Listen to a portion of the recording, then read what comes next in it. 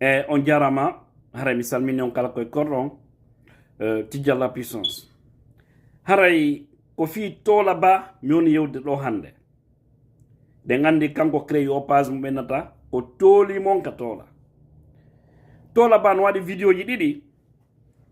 ara noon koko yewti ɗon fi o mariage suka musiɗo men kelɗuɗo wakkiliɗo dartaniɗo kanko kañum kadi fi parti on wonduɗo e ɓeygure président men on Elasir Dalen Diallo ɗum ko Sadji Diallo haray mariage makko on feƴƴi e jaam alhamdulillah en toriki Allah lan ɗon Allah waɗu jaam e kisi e muɗum fottindinamo e ɓeygu makko fottindina en enen ka luttuɓen fof e ɓeygureji men ɗi ɓeydana en jiidi wondudi e barki hokka fof duuɓe cellal e hoore ɓuttu ɓernde e jawdi buyi wondudi e nafa ɗi wawire nafirde hoore men nafire jama on amen haray o innuno kañum tola fi mariage makko on woto waɗu ka siège ɓayɓe inni ko ton waɗata mi anda finalement si wanno ton ma waɗaɗe mais e on saayi ɗon o wodno pression e mum on sujet makko arano ɗon créé polémique ji ɗuɗuɗe ɗimmun ɗum ko sakkiti yaltude ɗo fayda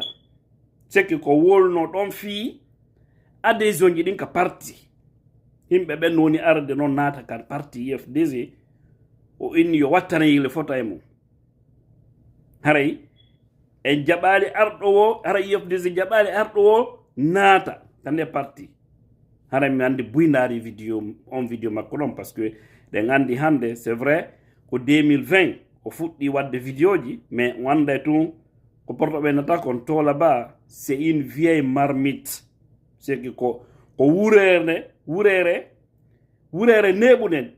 e programme ji ɗi hay so tawi wona yaltutuɗo ka yaasi hari kono mo wadde no piiji buyi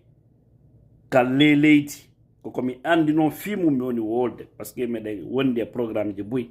ko tawata ɓanga yalta ko woleta kadi fimum ɗo ko humodi noon kadi fi programme ji ka meɗen ko tawata kadi solution ji buyi heɓi ke mum buyi kadi no habba résultat ji ɗi ɗon kadi yaltitoya inchallah e o woli ɗen toɓɓe ɗon ɗiɗi welali woɓɓe weli woɓɓe ko honno mi faala innude ɗo jama on mi torike on fi affaire o parti IFDG wattana yili fota e mum par ce que o parti hay e goto e men jeeya o Allah ji selludal en jeeya IFDG min tijjani jeeya IFDG hay e wonki jeeya o parti ko Guinée en fop kafi o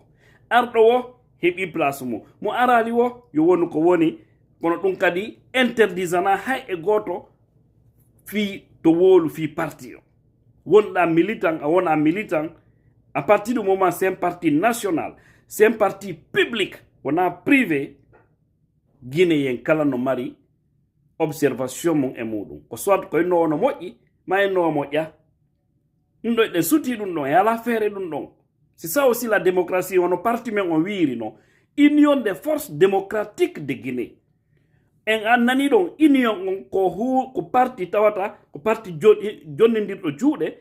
e hoore doole sikki ɗe mari doole e nder konko juuɗe men jonnide sinama noon kadi doole koka gandal koka mobilisation koka financement koka wallitagol dartano gonga ɗum fof e mari ɗen doole ɗon ɗum ɗole kadi ko non woniri par ce que hande on est la première force politique de la Guinée joni noon inna ɗon démocratie de Guinée l'union des forces démocratiques c'est ko parti joɗoɗiɗo hoore gonga e hoore nunɗal faalaɗo yo piiji ɗin fof yaw no hanir noon ka nder leydi men sinama noon démocratie e démocratie mo kala no mari droit mum wolugol ko faala accugol ko faala e haray goɗɗo ala feere ɗum noon en tant que on tigi yennali ma waɗali diffamation ko ɗum ɗon woni min on mi interdisay kala yennuɗo IFDG mi wonay monema mi wonay contre ɗum ɗon par ce que hoyrende moƴƴa kala difamuɗo wola piiji hara ko ore fenade mi ara mi rectifia sur ma forme andina be on di ko fenade woni ko dum woni rôle ji men ɗi mais kala yiwɗo hunde jonna point de vue mum acceptons les points de vue des gens parce que o ten jonnu gonga ɓe adversaire ɓe men ɓe faala ka yiide hande alaji soldalen diallo no laami jonnen faala laamu yimɓe so tawi yalti waɗi critique ji ma waɗi proposition ji nayi innu ɓay tun on tigi inni kañum wona o militant wona o tawa kay parti on wala droit wolgol e hore parti on koye jelo woni wolde ɗo hande fi rpg est ce que ɗen tawa ton ma pdn ma ifr ma modèle etc ma cnrd est ce que ɗen tawa nder ton ka soriɓe ngala ton mais an ɓay tun ko piiji wonɗi public ko tawde no humudi e leydi men ndi ko enna ko lagine hiɗe mari droit wolugol goɗɗum e muɗum donc tola yewti kon fi ka sajjali wuɗa e misal ko point de vue makko jonni o yehi kadi aw jonni exemple si goɗɗo ko kan on ɗon joni si organise ɗon mariage goɗɗo ko kadi militant jogo mo tawaka ka famille alaji sellu en landike le même siège mi jonna joni exemple hoore am mi ala naɓude ko woɗɗi min moɗo joni mi yaabo minna bon la mari cérémonie mi faala on accu mi organise ka siège ɗo so ɓenni ɓe jonnatala je vais me sentir frustré min nayi alors mon combat n'est pas considéré min awa min ɓe considérana parce que je suis pas de la famille de sellu enole oɗa ɓe jonnimo fiyonno ɓe jonnani on ɗo donc ko ɗin analyse ji makko fo o yi o wensiti o attiri attention ha kanko e woɓɓe go hooreɓe ton ɓe yewtidani fi ɗum ɗon ɓay ɓe yi critique ji ɗin har ɗuuɗi e feemum ko alerte o jonni ɗum min mi sikka ɗum ko waɗa kanko ko non o yiri ko non o miijori ko non o faamiri joni noon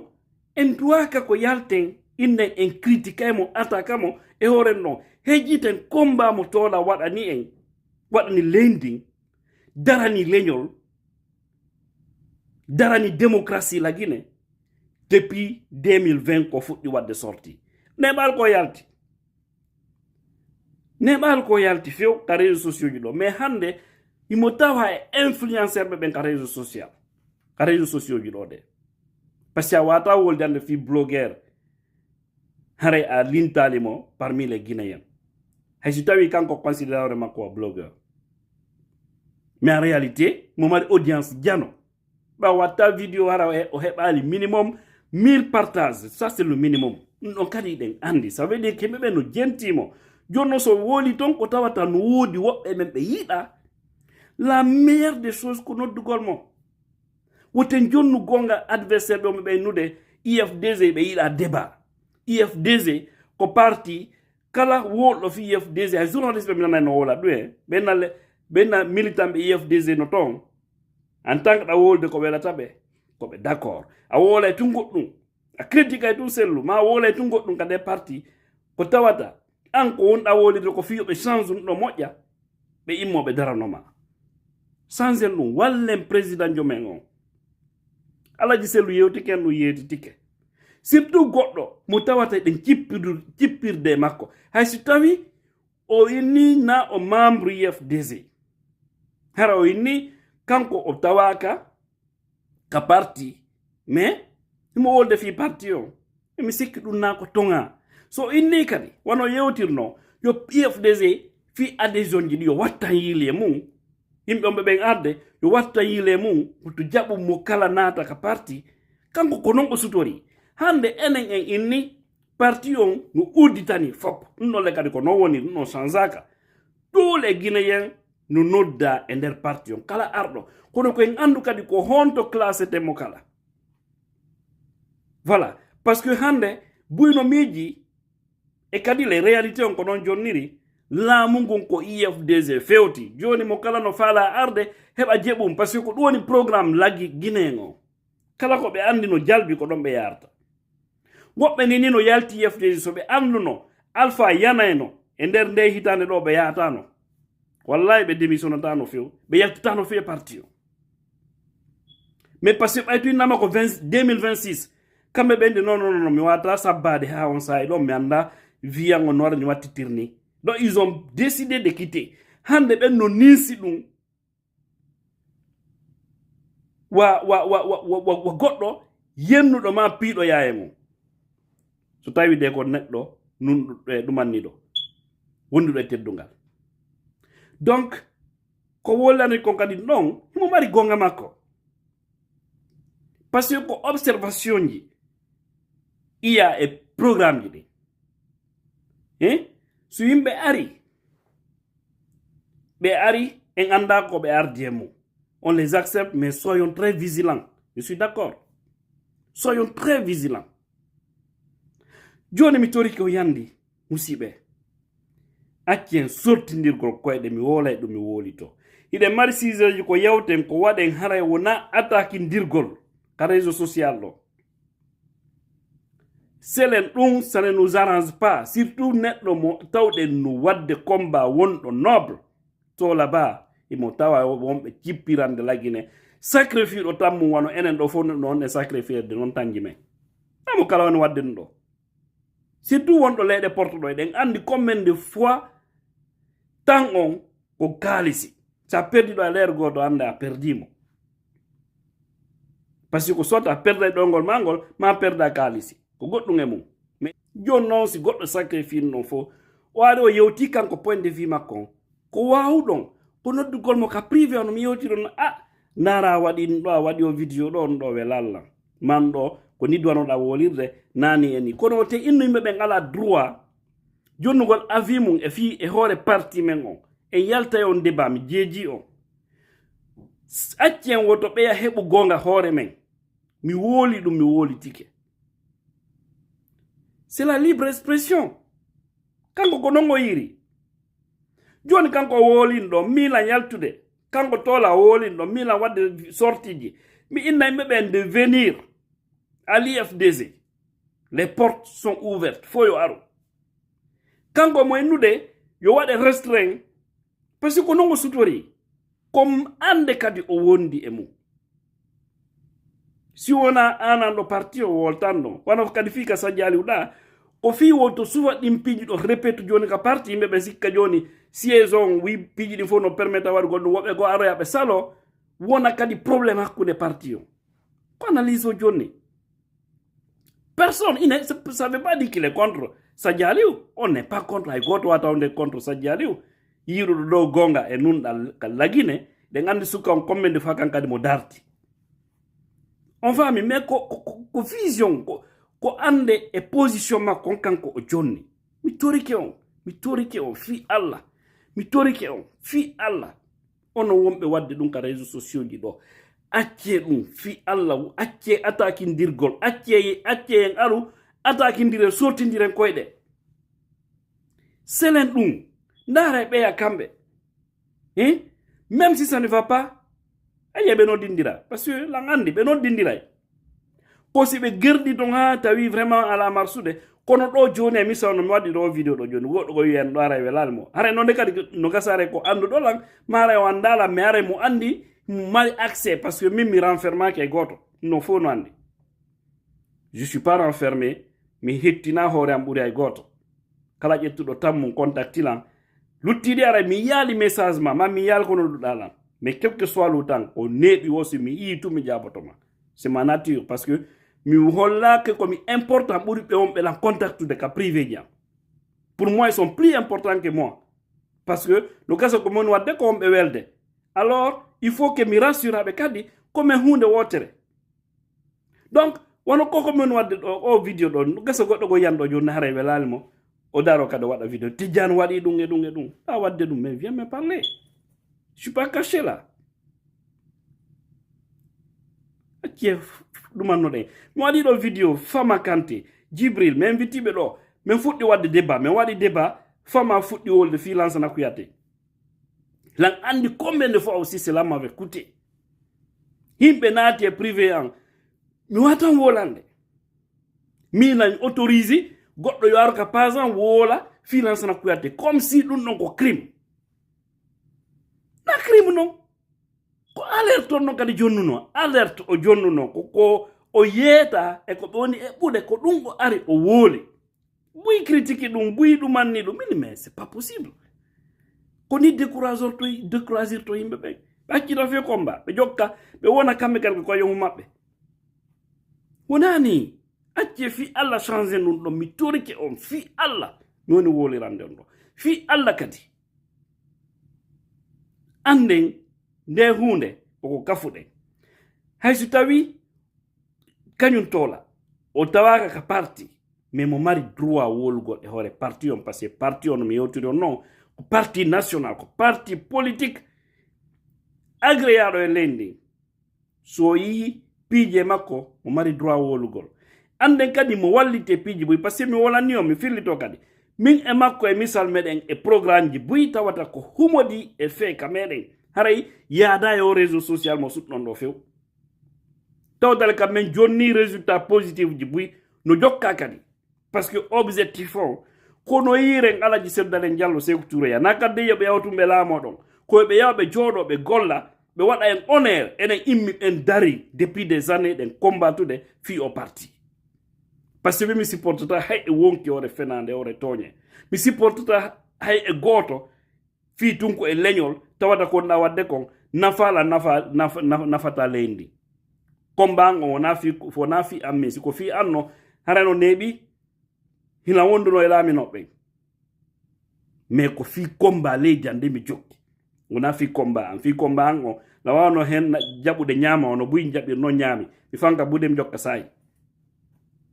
mais je l'ai jamais fait mi waɗano feeru tawno hay fi heɓangol hoore an lewru mbuuɗi waaliɗi ayyatano fayda ar ñangay ala ay compte bancaire yawno ha mi fermi tawi fu so ala nder ton mais mi gardon dignité an ɗo a gollowo tata ko 1 million 10 1 million 300 yoɓeteɗa lewru ɗamari ɓe ngure mais c'était chaud mais malgré tout ça komi onno ka leydi mi garduno dignité an on donc ko hanningo jama on combat ko jokkuɗen kon enen ɗo fof ko hunde wotira seyɗante ɗen no seedi mais fof mum ko objectif goto on donc accen fi Allah argol sortindira koyɗe ka réseau social ɗo towla ono minniron noon c'est une vieille marmite ko to irumo noon ko neɗɗo mo mi andi mo wadde piiji buyi harele kadi ko mbuuɗi makko woni rewde e mum fii lagine fii golleñol men fii démocratie lendi par ce que kanko o inni namo IFDG on accepte mais mo wadde piiji buyi tawata no humodi e parti on par ce que mo faala président yo IFDG yo laamo no wawi a fama kante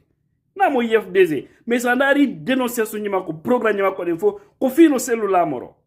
no wawi wa madame Marie Sissoko etc ono paykun saare kanka ɗo na o militant yo ɗuma mais no woni gerde noon ko fiino on ɗo laamɗen ɗon fof ɓe windaki officiellement ko ɓe IFDG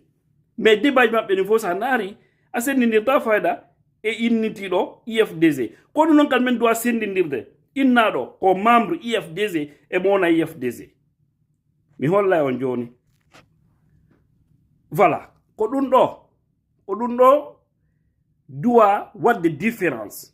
na argol tuinna min ko mom IFDG hara e carte membre ala naare ɗo carte membre on yimo donc voilà oɗo o expiri o 2023 voilà comme bronze on ni IFDG bronze on fami voilà o expiri o 2023 ɗuman on ɗo golle an ɗo ka fédération ɗo ko ka communication l'un chargé à la communication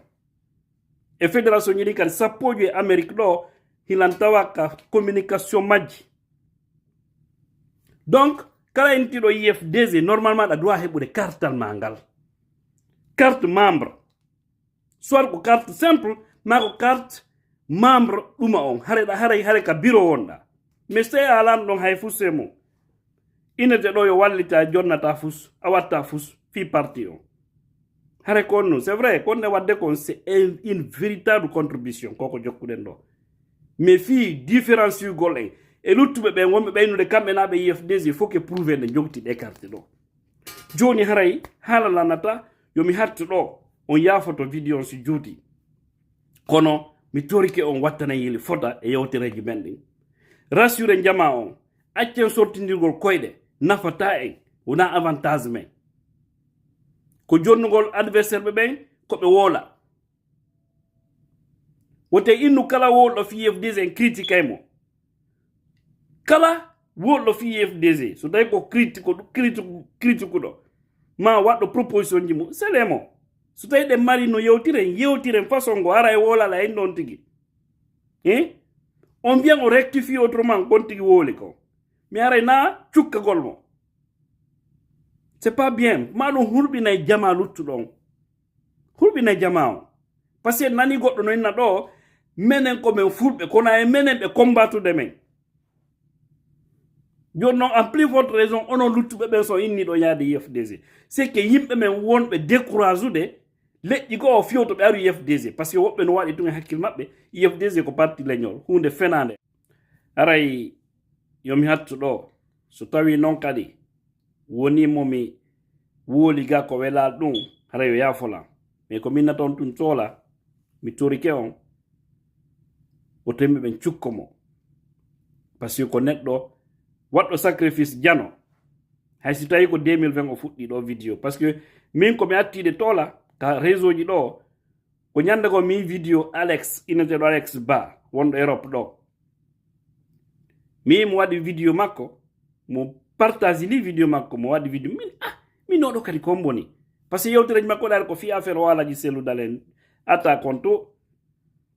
même jenti yewtereji makko ne mi tawi o ɗo mo mari faamu e yewtere han mi contacti mo ka privé komi contacti mo ka privé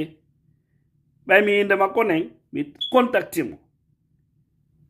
mi jitide kombo de mi nodduno goɗɗo go ɗon mi landino min est ce que ɗa andi oɗo par ce que kono wolde ko no wondani mi ƴiyal je me suis dit oɗo vraiment no mo duwa wonde e cercle o donc ha no mi windiranimo noon ɓay mi windanimo o innimi Ahmed Tidiane Sow de la cité sous le primo wolɗon tum min nonno oɗo ko anduɗola par ce que anduɓe lam ɓen guine gila 2010 ha 2016 jen toɓɓe ndo radio privé ji ɗi no andi par ce que min waɗa no jippiro molnaɗo e radio ji ɗi donc e nder ɗum mi andi oɗo ko andunoɗo lam ha noon o wolanimmi piiji ɗin donc ɗo kadi no mi yettori on noon himo wadde piiji buy ado noon kadi 2020 ɗo koy ko woni aro yaltita par ce que yimɓe buy no wadde o combat wona ene on ɓe arde ɗo waɗa vidéo ji sikke c'est nous seulement les véritables combattants il y a beaucoup qui sont dans l'ombre qui font de véritables combats de véritables stratégies windugol stratégie maɗum ka informatique maɗum wonɓe wadde torareji Allah wonɓe contribude mbuuɗi wonɓe jonnude ideji par ce que ɗo buyno da en jonna en ideji wonɓe waɗande révélation ji piiji ɓay ngala cippade tun aren ɗo sikka ara on est doué on n'est pas doué plus que tout le monde voilà konne wolde kon no ko piiji wonne humpitade enen ko se wooli ɓayɗe ngandere jama no suivi yanñamuran ɗum mais c'est pas que wonɓe ɓe suivude ɗe mari ɗe hetti ɓuri ɓen donc haray on yafoto haray toola wono mi innir noon fi Allah c'est les sujet toola ɗe mari sujet ji ko yewten haray naafi on si on wawata puusude on neɗɗo ɗon no sutorɗenmo noon no wakkilori noon no dartani noon fi leydi men ndi franchement en doit ka critiqueude on no mari ko critique en buy haray naafi ɗum ɗon no mari ko yewten buy sujet ji haray na sujet personnel toola ba haray noon kadi encore une fois so tawi mi memi ga woɓɓe haray welali ɓe yoɓe yafola kono ande tun on n'a pas droit à l'erreur rassure jama on woten innu enen goɗɗo critiquata IFDG woten jaɓuna e goɗɗo yenna IFDG woten jaɓa e goɗɗo waɗa diffamation e hoore fenade mais kala gonɗuɗo idée mum fi parti on prend acte e ndaray so tawi ko moƴƴi ko wooli ko hutore so tawi na ko moƴƴi seɗen c'est aussi simple que ça haray salamu aleykum e humpodiri kadi